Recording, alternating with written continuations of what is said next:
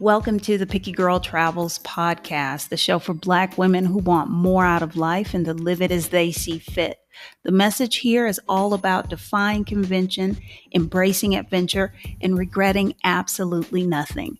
I'm your host, Adelia Borishade of the blog pickygirltravelstheworld.com.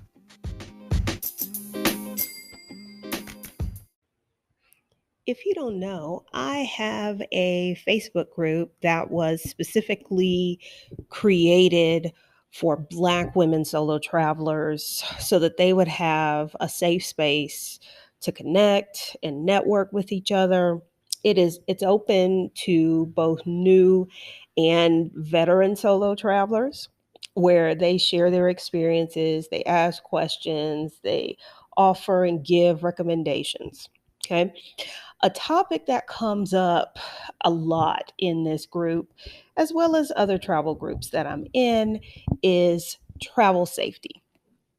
Now, I have lived in what some people would consider to be dangerous countries. And so I've lived to tell the tale, but that when people post questions about that, it always kind of sticks at me because the idea that a woman's going to put her travel dreams on hold out of fear, that kind of hurts my feelings a little bit.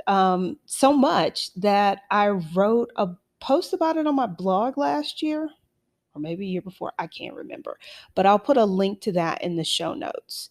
That's also why I wanted to interview my guest this week, Tonda Linsey. I wanted her to come on and share her extensive background in all things safety. I think you're really going to enjoy this.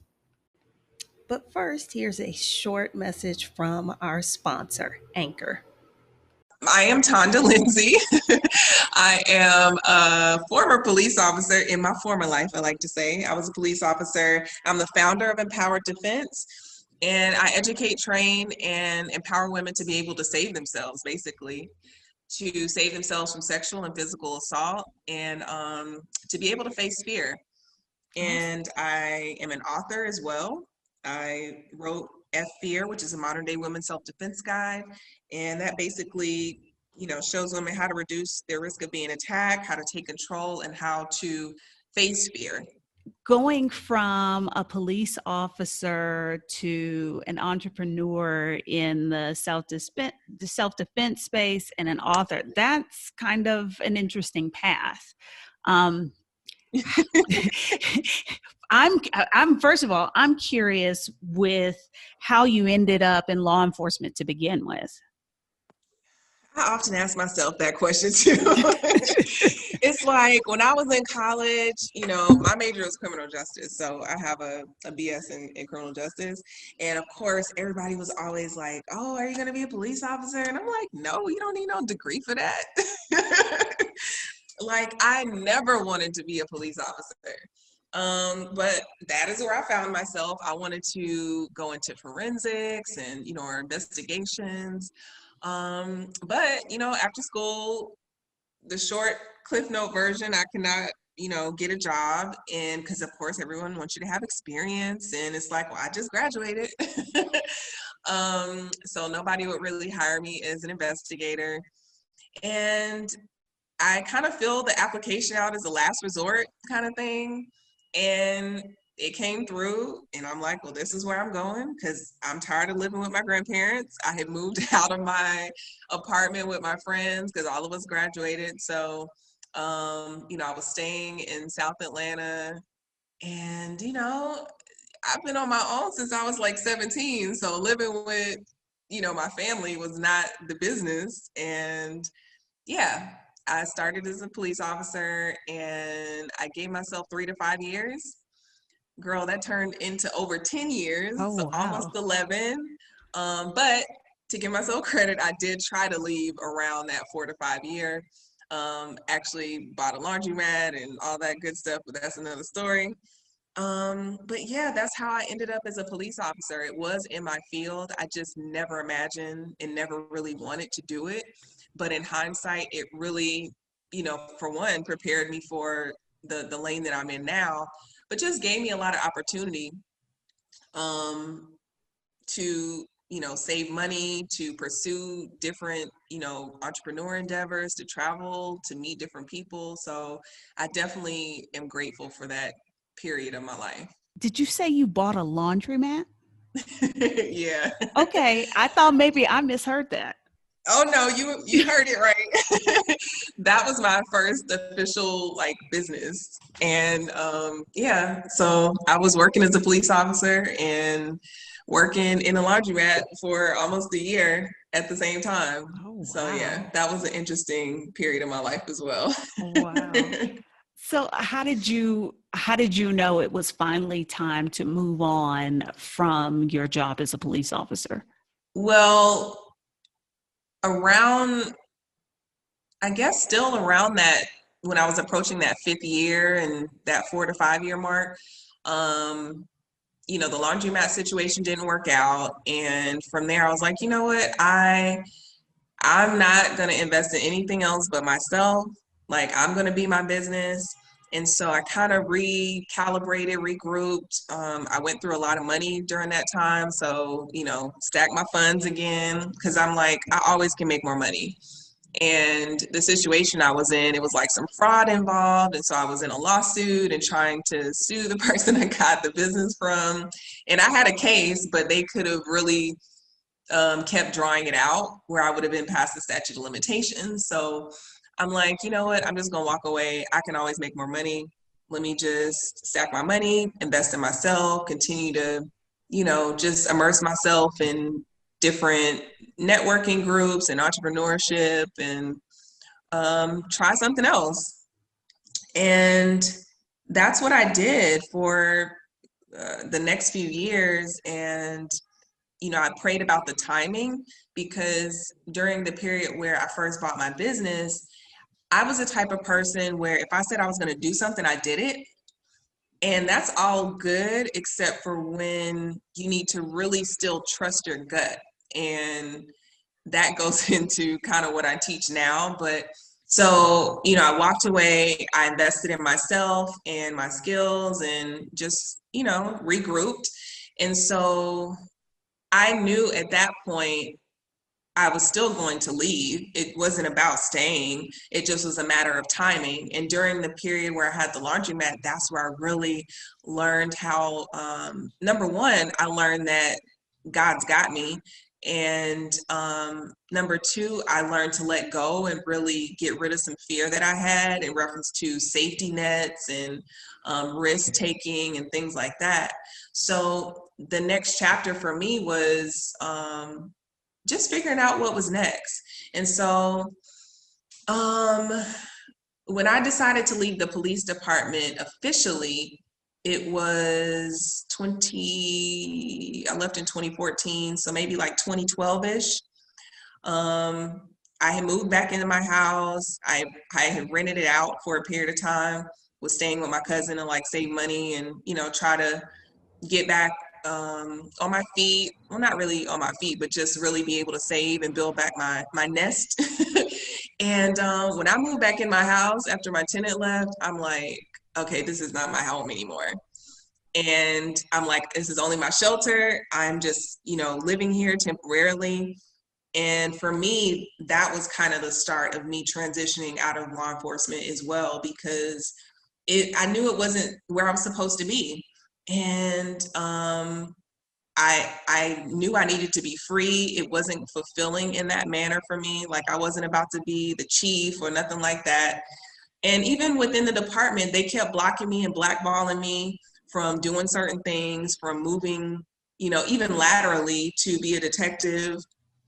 So it was a lot of, in better words, I guess, it was a lot of haters that I had that were in upper management who, point blank period, just didn't allow me to go to certain places, to certain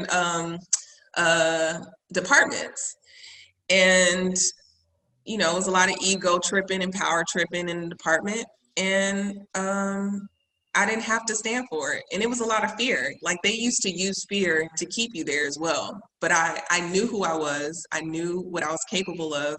And I knew what I had bigger things that I needed to do in the world than law enforcement. But when I decided to leave, I'm like, you know what? There's a lot of knowledge that I have, experiences, and I don't want to just leave it here. So I had prayed about how I can transition those skills and that knowledge set into the world, per se, in my community. And that's how Empowered Defense was born.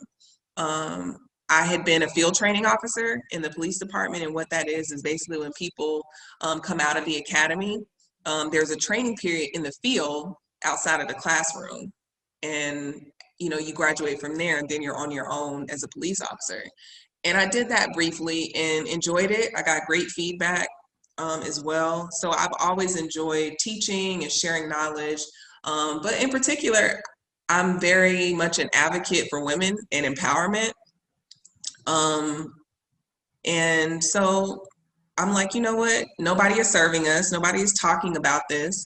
And as women and as girls, and I saw as a police officer just so many times where they didn't have the skills, the knowledge, the training, the understanding that they needed to avoid situations, to get out of situations. And it was like, you don't know what you don't know. So I researched some skills and techniques when it came to self-defense.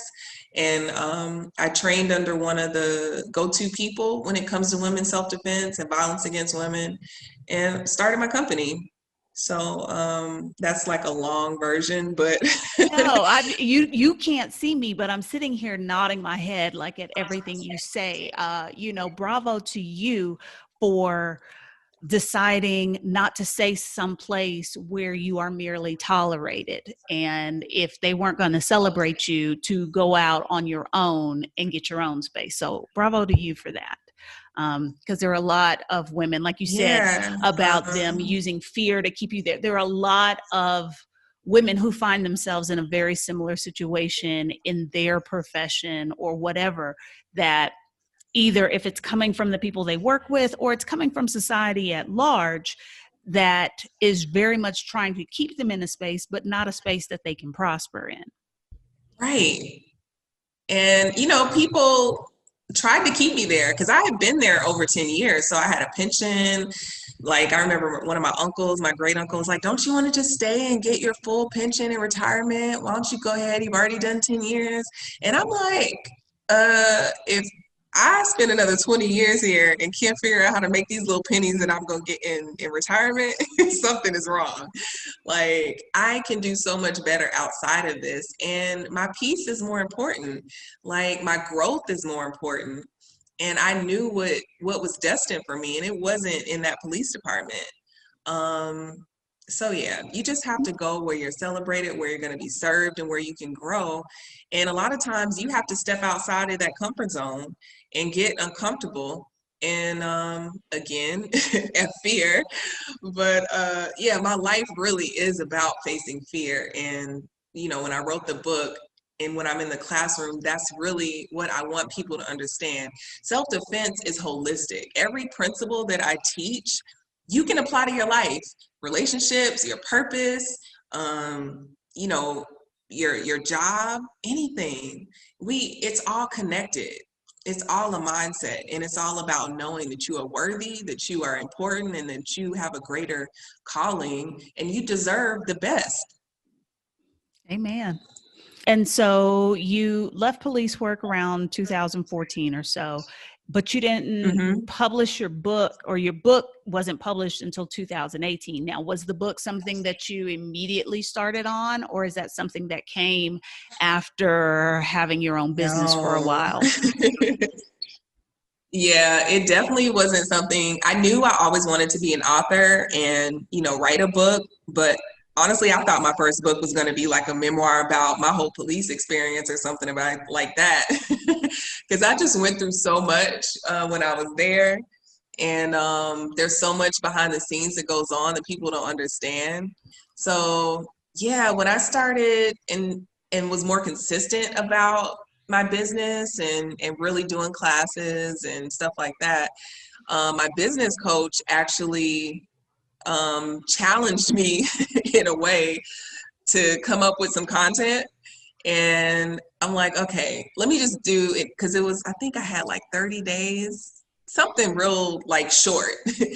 And I'm like, okay, I'm just gonna put an ebook together and, you know, check that box off. And that's how the book came about, or how it started. Now, it took me maybe 2 or 3 months to write. I didn't get it done in the 30 days, but that was really the catalyst for the book, because otherwise I probably would have procrastinated a little longer about it. But I always knew that I needed to write down a lot of the principles and the information when it comes to self-defense, and really, you know, the mindset behind it, how predators think, what you can do, you know, without physically fighting that will help you, all that kind of stuff. I knew that it needed to be written down, because realistically, anybody who comes into one of my classes, I'm probably not going to see them again. Like, a lot of, first of all, they're reluctant to come. They know they need it, but it's like you have a class and then you don't really prioritize the ongoing training that you're going to need. So it's like, how can I get this information out? And I'm just one person. So how can I get this information to the masses? And how can I get it to women where they can refer back to it, they can pick it up and, you know, skip through it, and they don't need to see me all the time, but they can still have a resource. And then some people who I will never see step foot in a classroom for different reasons, can still get this knowledge as well. So it all just kept referring back to a book, and you know, that was how that came about. It was really more so of a challenge, and I'm so glad that she challenged me to do it, because it probably would have been just now coming out versus, you know, 2019 or whatever. Now, you said something that has really piqued my interest about people being reluctant to come to a class with you. Uh-huh. Why do you think that is? Well, if you think about it, self-defense is not something that's ingrained in us. Like, it's not top of mind. Like, you think about it in reference to, you know, small tidbits, or, okay, if you're dating somebody, you know, okay, don't, or maybe a Uber or something, making sure you don't flash your money. You think about it when something is about to happen, or a situation, but in reference to being proactive, it's really not top of mind. And it's not something that we're trained and ingrained in as little girls coming up. Like, nobody told me, never negotiate my no. Nobody told me, specifically and intentionally, okay, you need to make sure that you strike somebody like this, using palm strikes, using hammer strikes, you know, the certain red zones that you need to aim your target, need to aim your strikes at, and how to leverage your body, what men's weaknesses are, how to get out of a wrist grab, how to escape rape. Like, these things are not taught. And we get them so late in life, if you do get it, okay? So the mindset that comes with being empowered, knowing how to tap into your intuition, I think the most that we get is maybe just how to be aware, but it's not something that's ABC 1, 2, 3, you know? So many things that I teach, people are like, I've never heard that before. Nobody's ever explained it to me like that. Like, I see the transformation that ladies get. Even last week, I did a expat webinar for women living abroad, and I had a lady in there. Well, she's maybe in her 20s, and she's like, you know what? I wasn't even going to come to this, because I'm like, oh, I've traveled the world. You know, I've been solo traveling for a while. Like, I know what to do. Like, I'm okay. And she just did it, you know, to support. And she was blown away, because she was like, there are things that I didn't even know that I didn't know, and things that I had forgotten about, or I didn't realize that I'm doing, that I'm putting myself at risk. So that's the importance of really starting early and continuous training. that we really, unless it's happening now, it's just the nature of human beings. Like, you're going to procrastinate about it. You know, self-defense, honestly, it's not sexy. So, you know, it's not making you money. You know, it's not, you know, you don't look pretty. It's not going to get you the guy. Not something you can put on The and job. floss on IG with. Yeah, it's not anything internally. It is immediate in reference to how you feel, but it's not what you think. Like, a lot of people come in, they leave with something different than what they thought they were going to get. That is really more so, you just have to come to a class or get the training and understand. But it's not sexy. It's not a priority because society doesn't make it a priority. And then when you think about how society is run, you know, we are in a male dominated society. It's a lot of chauvinism, a lot of ego tripping and power tripping. It's, you know, I even had an instructor comment on my post the other day. He teaches self-defense. He's in martial arts. I'm not martial arts, but I was showing how to get out of a wrist grab, and he's like, "Oh, that's cute, but you know, you should have done this and you should have done that." And he thought that he was adding to the conversation. Oh, And I God. told him he was being a hater. And he sends me an inbox message and deletes his comment. And it's like, you know, I wasn't hating. I was just trying to say, you know, this and this and that. Don't worry, I won't comment anymore. And I'm like, but your language is problematic. You begin your comment, first of all, with "that's cute." And I already know you're a man from the way that you're talking to me. So I was like, I am all for constructive criticism and having dialogue and disagreement even, but the way you're talking to me is problematic. So I can imagine how you're commenting to your students, because I know that you are teaching women. Yep, denigration right out the box. And I'm not here for it. And I'm going to call it out every time I see it. And the only reason I'm responding is because I know that there are women under you, and I want you to consider that you are wrong. So that's why we need more women in this space, instructing and teaching. I'm all for men, of course, we can work together, but there are things that they don't really understand, really get. That they'll never understand. No. So anyway, girl, I don't even know if I answered your question. You did. And there was several times in there you said something about intuition. And this has been something that I don't want to say I've been preaching on it, but it is definitely something that I never understood, how society has programmed women to ignore their intuition. Mm-hmm. And just that one thing, you know, like there's so many, I don't want to say mistakes, but there are so many things that we do and so many choices we make in a whole host of situations where if we would listen to that little voice, things would turn out so much differently. But we're not even conscious that we're doing it because we've been programmed to do that for so long. So that's why I keyed in on when you said that. Yeah, and that's a huge part of what I strive to relay on my platform, because even if you don't know physically what to do, your body is wired to protect itself and to survive. And we have these internal alarm systems, which is our intuition, and that is your greatest weapon. And no, it's not sexy. It's not, you know, the kick 'em, shoot 'em up or whatever. But if you just understand that, intuition and awareness can literally save your life. And I always, the metaphor that I kind of compare it to is, or the example is 9/11. And it's like, intuition is not logical.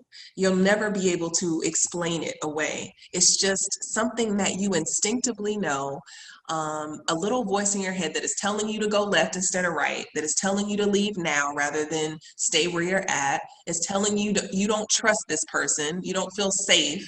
And even if everything they're checking off on the box is saying, well, I shouldn't feel this way, because they're not doing anything or they're not saying anything. We are energy. We are water. We vibrate on a different realm, and we are constantly processing data subconsciously. And I mean, I'm not a scientist or a doctor or anything like that, but I've studied this thing. You know, this is my lane, so I read a lot, and we are processing information. So when our body is telling us something, it's okay to be wrong, but listen to it. Trust it. Trust your gut that you are not in a safe environment. So those people on 9/11, so many people woke up that morning and didn't go to work, or they took a detour, or maybe they called their spouse and told them, hey, can you come home like right now? Or, you know, whatever it is, they shifted their normal routine, and they couldn't explain it until after all that was done. They still probably couldn't explain it. But whatever they did, and they listened to that little voice in their head that morning, that feeling in their gut, it saved their life. Yep. And that is intuition. You can't explain it. You just have to trust it and go with it, and trust yourself. And a lot of us don't trust ourselves. That is a part of not, or being disconnected from it.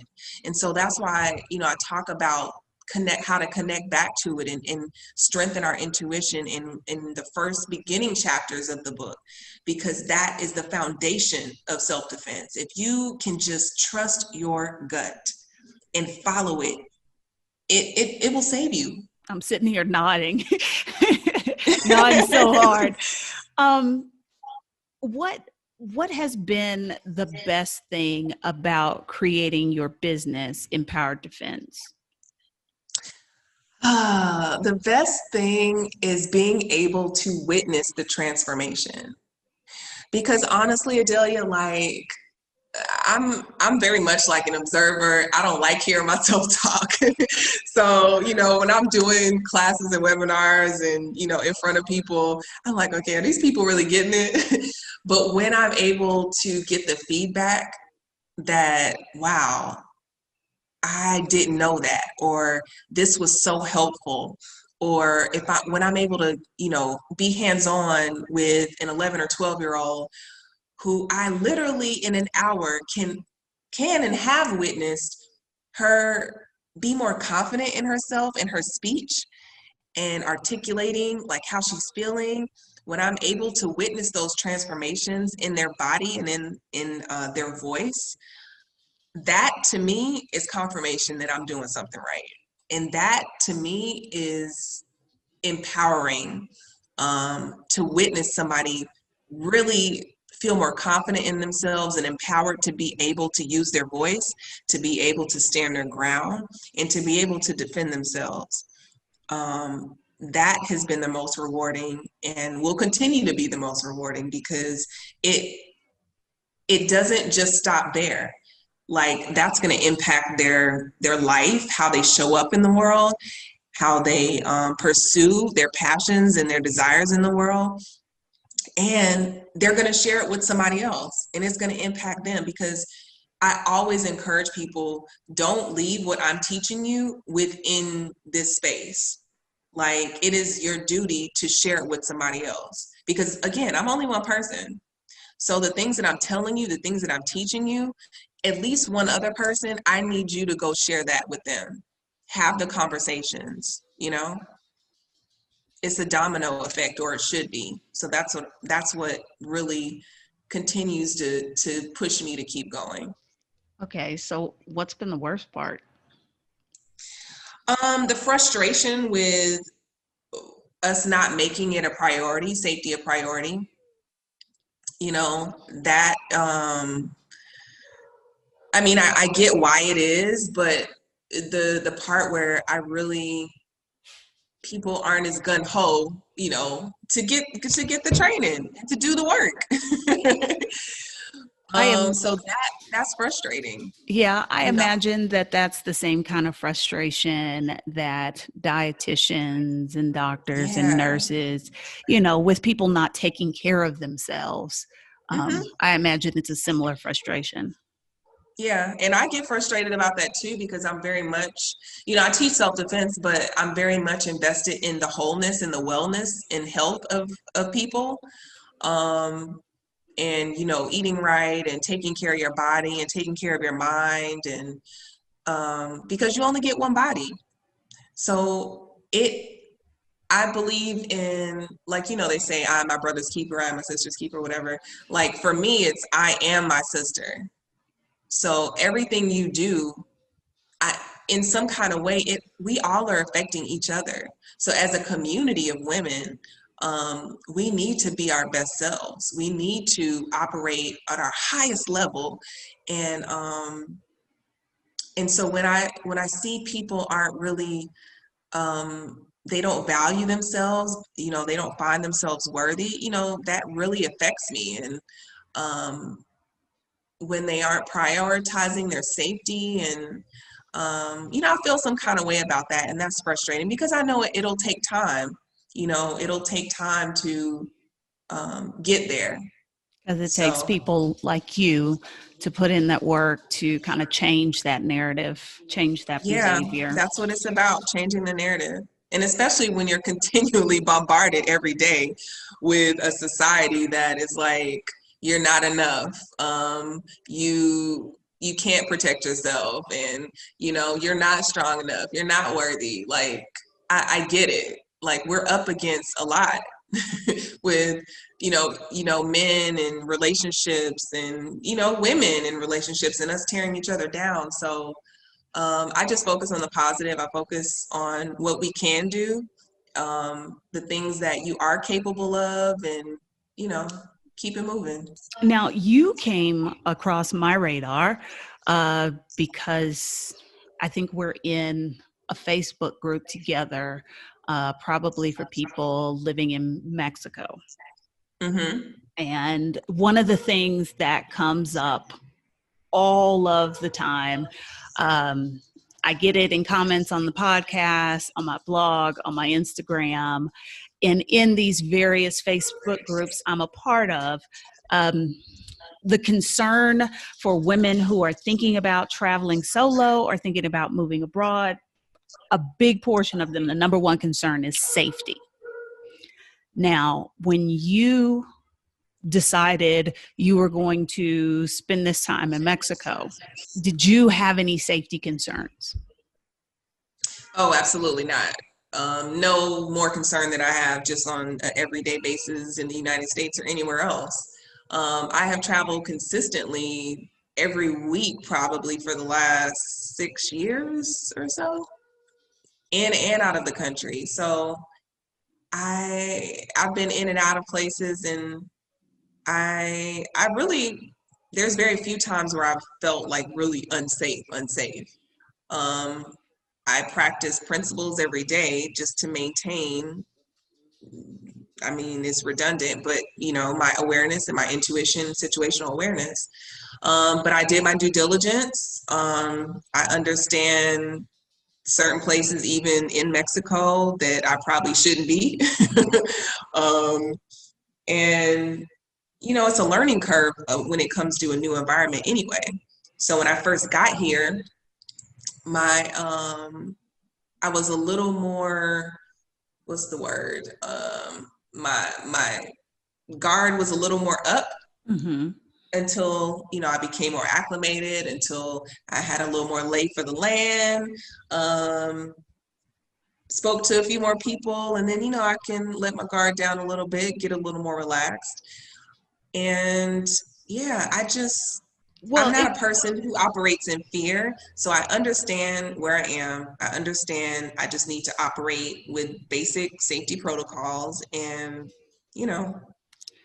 Well, I appreciate what you said about no more so than, and having no more concerns than you did about your life every day in the United States, because in particular, a soft spot for me is seeing women post about, like, the boyfriend, the husband, the friends that can't get anybody to go with them, but they're scared to travel alone.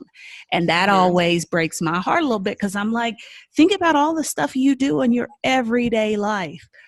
Yeah. where no one is with you. Why is this I was just having this different? conversation. You know, like I don't understand. I can't Unknown, identify though. with it. Yeah, it's the unknown. And I think it's the unknown, and it's the perspective, and then it's the narrative. And especially Mexico. Okay, because You know? I was going to ask you about that because I just moved back to Mexico in July I was in China for a year and a half, and I spent a few months in Kuwait. So I used to live here back in 2017, 2018. So I think I forget what the perception is of Mexico until just recently. I went to the US to vote, and somebody was like, so you're gonna stay in Mexico? Like what? And I'm like, huh? You know, so I think I have forgotten about that perception because I have spent so much time here. So after spending the time that you have in Mexico, do you feel safe? Yeah. I mean, I felt safe from the get-go, and I had never lived in this city before. But, you know, it really is fear at the end of the day. And I'll tell you a good example.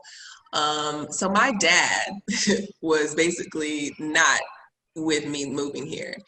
Oh, this isn't the right time. Like, you don't need to be going out of the country. So much is going on. Oh, it's going to be shut down. I mean, you name it, every conspiracy. But this is also coming from somebody who, I don't think my dad has ever been out of the country. He definitely doesn't have a passport now. But I'm like, I have been traveling and on my own since I was 17, walking the streets at night of Atlanta, downtown Atlanta. Like, I have been doing things by myself because I'm the type of person who, I don't wait for other people. If I want to do something, I do it. I've been a police officer, which is way more dangerous, I think. So I'm like, where's all this coming from? And, you know, once I got here, I FaceTimed him after like the first week and showed him where I was living. And I was like, hey, I just wanted to let you know, let me show you my house. And after I actually like showed him where I was and how I was living and, you know, whatever, he texted me the next morning. He was like, you know what, I really appreciate that. You know, I have more peace about you being there. And, you know, I know you are able to take care of yourself, you know, whatever. But I get it, it's parents. But a lot of it, I already knew from the get-go was my dad's own fear for whatever reason. He's like, well, I only have one daughter. And I'm like, well, I only have one father, but, you know, you're not really taking care of your health like you should. And that's impacting you more than me moving out of the country. Like, I need you to take care of you as well. So it's just the perspective that we have. Like, the things that we are doing every day impact us in so many different ways. But we don't think about our health like that, you know. We don't think about, no, you're right. You know, we don't. Riding a motorcycle, you know. When we're in a car, you know, car accidents kill people way more frequently, even lightning strikes, you know. So it's just perspective, and it's the narrative, especially under this administration, you know, Mexico. But I get it, but I think people just need to try it out and get over the hump. I always recommend, ladies, you need at least one solo trip by yourself because, number one, it will remove a lot of the fear that you have.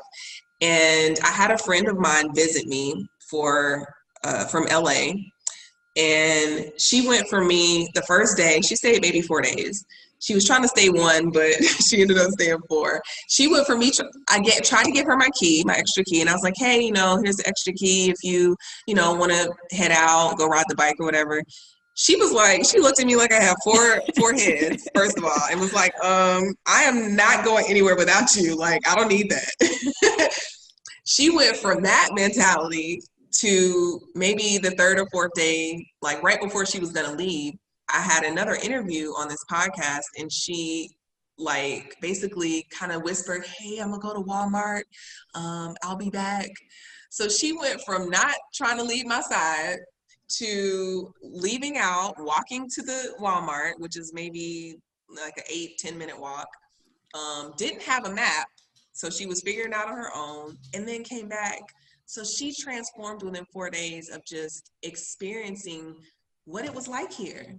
You know, opening up her mindset to, wow, I can live abroad. Like, there are people who look like me that are doing it, that have, you know, that are my age, that have been all over the world. And wow, this is possible.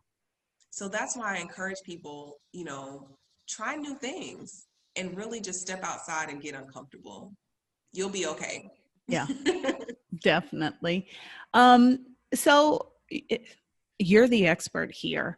Let's talk some advice, things that women, concrete things that women could do to be safe. So like one of the hot topics right now, at least that I've seen, is, you know, staying in an Airbnb versus a hotel, you know, how to stay safe in your accommodations, because there have been several very discussed posts where people have had some issues with break-ins in their Airbnb or at their hotel or what have you. Yeah, I traditionally always use Airbnb when I travel abroad. And I think the climate has changed a little bit with Airbnb, but I would do your research on what kind of safety measures are available. So when it comes to the locks on the doors, and you can find some of this stuff out usually from the pictures, but if not, you can definitely, you know, talk to the owner in reference to Airbnb, research the neighborhood, get in some of the expat groups or, you know, other travel groups and maybe ask about the area. So I definitely encourage like doing your due diligence, what kind of safety measures are in place with the property. But abroad, I would definitely encourage you guys to just know, I don't see Airbnb being very supportive, I guess is the No, word. that I think is accurate. Yeah. So, I mean, it's hard to even get them to do certain things in the States. So abroad is a whole nother beast. So just understand what you're getting into. If something does happen, them helping you out. The second part of that is, especially in Mexico, understand the police is probably only going to do so much. Now, every country is a little different, but from my understanding with Mexico, I wouldn't count on the police doing a whole lot. So if something does happen, you really kind of on your own and be ready for that. But reviews can tell you a lot at the end of the day. I don't advise you to stay at like a very new property with not many reviews on it. And if they're all, for example, in Spanish, then that's a problem. Well, because that tells you there aren't a lot of foreigners staying there. Mm-hmm. Or they may be like, you know, fake reviews or something. Mm-hmm. So yeah, just certain precautions when it comes to Airbnb. Now, I've stayed at a lot of Airbnbs. I enjoy staying at Airbnbs because I'm not like a resort person. But even when I go, I check my room. I carry there. So I accidentally, hastily booked a place in Colombia, and I was not cool with the lock situation on the door. So I went old school and put a chair under the door at night when I would be there. But normally, I definitely suggest you carry one of the door alarms, which looks like a little wedge. And if somebody opens the door, the alarm will go off. And always have that as like a backup. Because even if you're just renting, sometimes you don't rent the whole space, you just rent like a room, a private room within a space, then you probably won't have extra security on your door. So that's something that you can put in place and then, you know, carry it anywhere you go. So yeah, trust your gut at the end of the day. Do your research regarding how the hotel is secured or how the Airbnb is secured. And you can tell a lot from the pictures and the reviews. I think what you said is very true about kind of understanding that in a lot of situations you may be on your own. Because the idea that law enforcement functions the same way in Mexico or some other country as it does in the United States, or that Airbnb's model, their customer service model, just doesn't work like other kinds of businesses. So Right. this idea that, oh, I'll be able to call somebody on the phone if there's a problem, that's not the reality. and so yeah, you kind of got to be ready for that. And like, if this Airbnb, I get there and it's janky or it's creepy, what's my backup? Where else could I possibly stay? What are my other options? And a lot of people don't want to be inconvenienced, and you have to decide what's more important, your safety or your convenience. Yes, and that's ma'am. what gets a lot of us in trouble. So I'm glad you said that, because that is a part of it too. And even a couple Airbnb incidents that I've read recently, it's like the signs were there, the flags were there, but at the end of the day, I truly believe that these ladies just didn't want to be inconvenienced. No, I think I know what some of the incidences that you were speaking of, and I would agree with that assessment. Because again, like we were talking about, listening to intuition, like there are these red flags, but they then talk themselves out of, well, this was happening, Yes. but we just went ahead and stayed anyway. And it's like, but sis, you saw this thing was happening. That was the sign that, yeah, we probably shouldn't be staying here. Yeah. Any tips or suggestions for like ground transportation? Like I find that this often trips up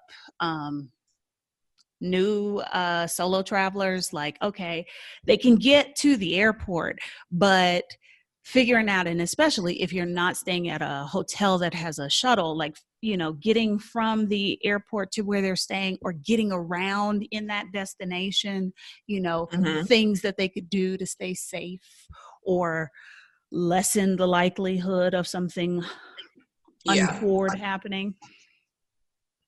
So what I see a lot of people do is looking like they're lost, looking like they don't know where they're going. And that's a red hot giveaway. You're looking like that is you're looking like prey. Yes. And perception is reality. And when it comes to self-defense, like your perception, how you're perceived is everything.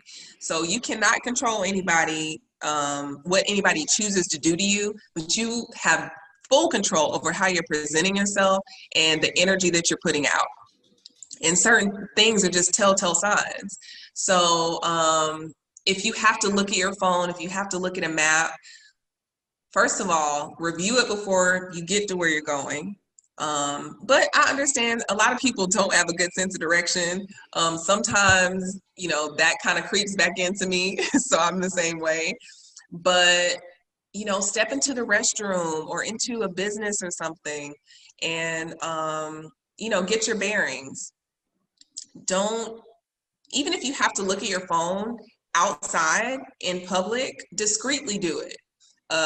One of my little tips or one of my little disguises is I love sunglasses, but I always have sunglasses with me, or just glasses, because I can pretend like I'm, looking somewhere else, but you can't really see what I'm looking at. So yeah, I'm looking at my phone, but it doesn't really, you can't tell because you can't see my eyes. And I try to keep my head, at a level feel. So that's one thing. Just be discreet when you are trying to get your directions and your bearings. Always figure out the taxi situation before you get there. And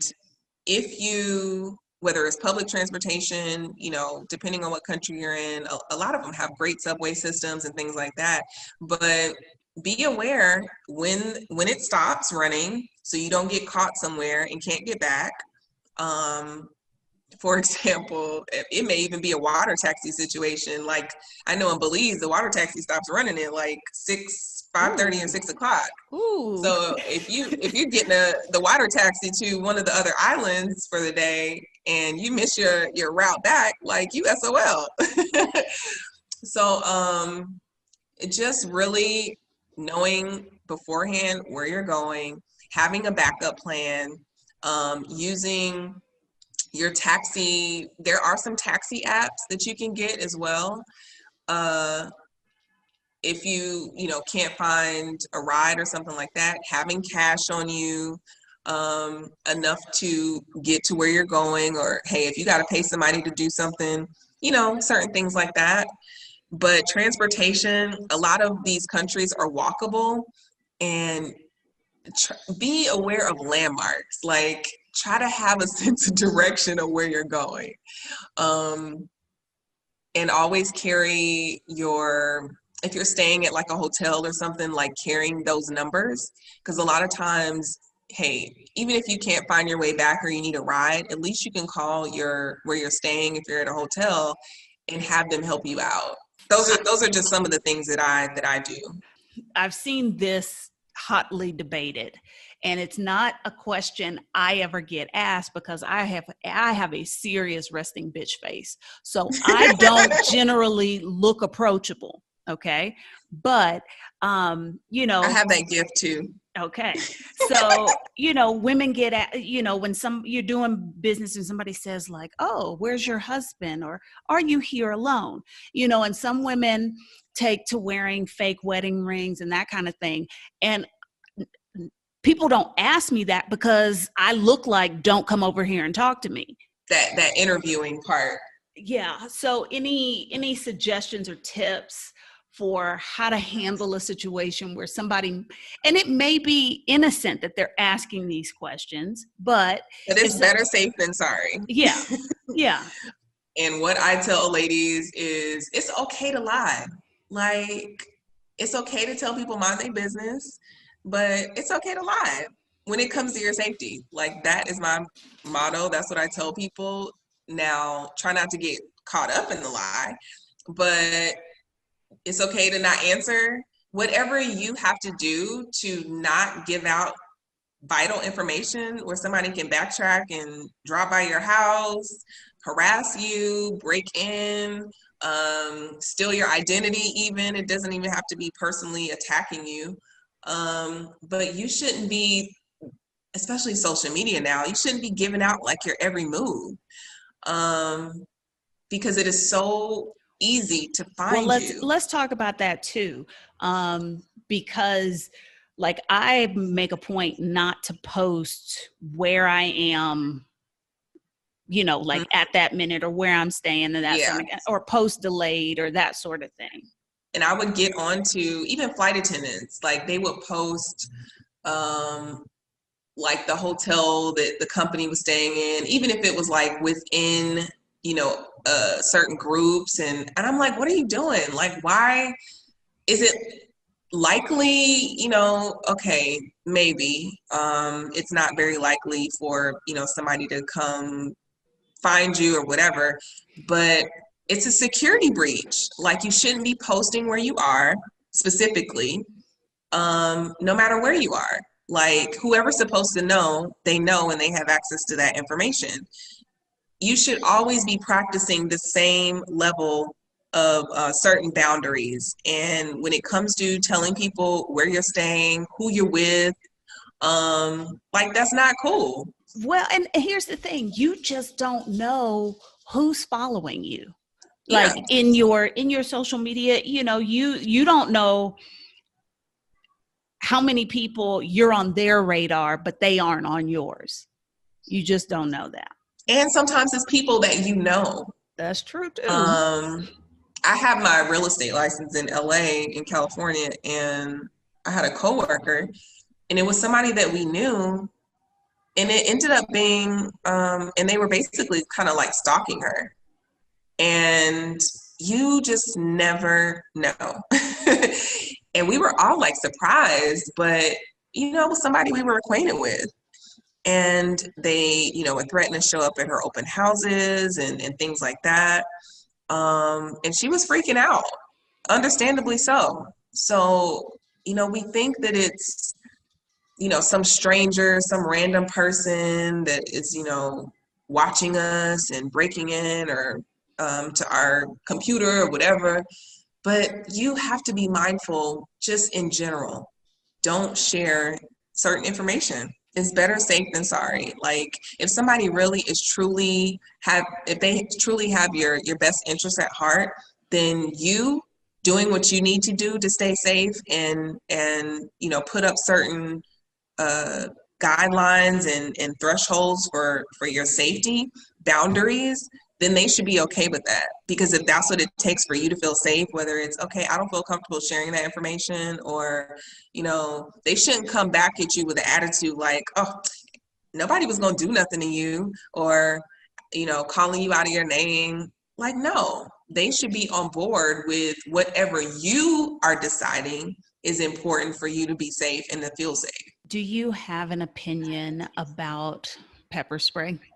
Yes. If you have it, make sure you practice with it so you don't spray it and, it come back on you. Yeah. But really when it comes to pepper spray and tasers, a lot of places they aren't legal. So if you choose to use that as a tool, then I'm all for it. But if you decide to carry it, I just want you to practice with it, practice pulling it out, practice pushing the button, every now and then, so you're familiar with it. Because if the first time you're using it is when you're pulling it out to try to spray somebody and it's locked, or you don't know where the button is, then that's problematic. And time is precious. So just like if you have a gun, if you have a taser, if you choose pepper spray, I always remind people, make sure you practice with whatever weapon and tool that you are choosing to carry. I've been sprayed, I've been tased. As a police officer, I've had to go through these things. So understand, even if you get some blowback, you can still fight. It's not the end of the world. Like, you can still function with pepper spray in your eyes and your face. So still fight, still defend yourself, even if it goes against you. Do you have anything like coming up, any other webinars or sessions or Yeah. classes? This Saturday, I'm actually doing an expat self-defense class in Playa del Carmen. But every month, I just started last week, I think, was the first webinar for expats, no matter where you are, but it started, from Mexico, because everybody needs to get this basic information. So this will be an ongoing thing. It's free.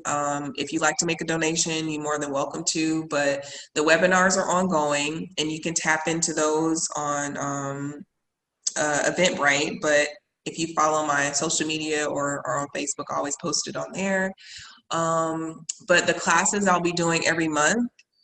And, I still work in the States as well. I'm back and forth, but definitely going to be doing classes once a month in Playa, and the webinars you can tap in no matter where you are. So. Okay, so what is your Facebook or Instagram or wherever you are online so that somebody could get more information about those? Yeah, absolutely. So you can follow me at Empowered Defense on Facebook and Instagram. My website is myempowereddefense.com, and you can get the book. There's an ebook version you can download on there.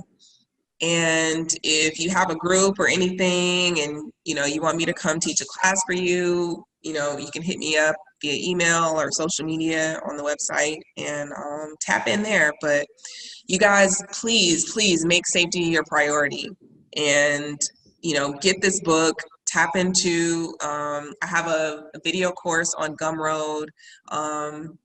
Pretty much every day I've been posting like tips, techniques on Instagram.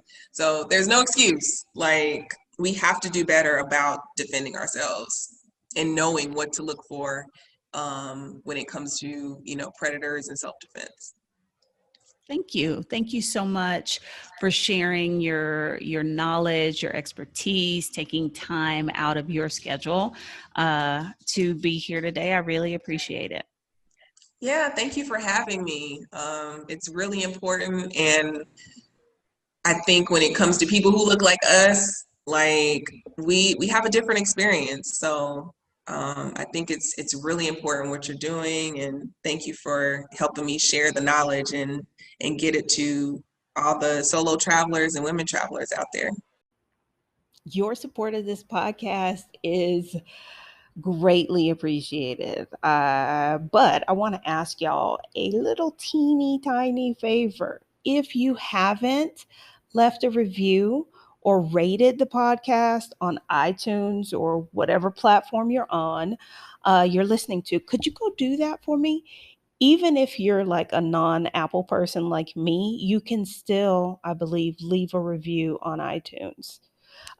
This is a free way to support the work that I do and the stories that I tell here on the show. But hey, if you want to support the show financially, I am not going to stand in your way. You can do that for as little as $1 a month. Use the link in the episode description to sign up to be a patron. It's super, super easy. I'd love to hear from you. If you've got a question, you've got a comment about the show, it doesn't matter. You don't even have to send an email or a DM. There's another link in the show description where you can leave a voicemail. Go ahead. Don't be shy. Okay, until next week, y'all.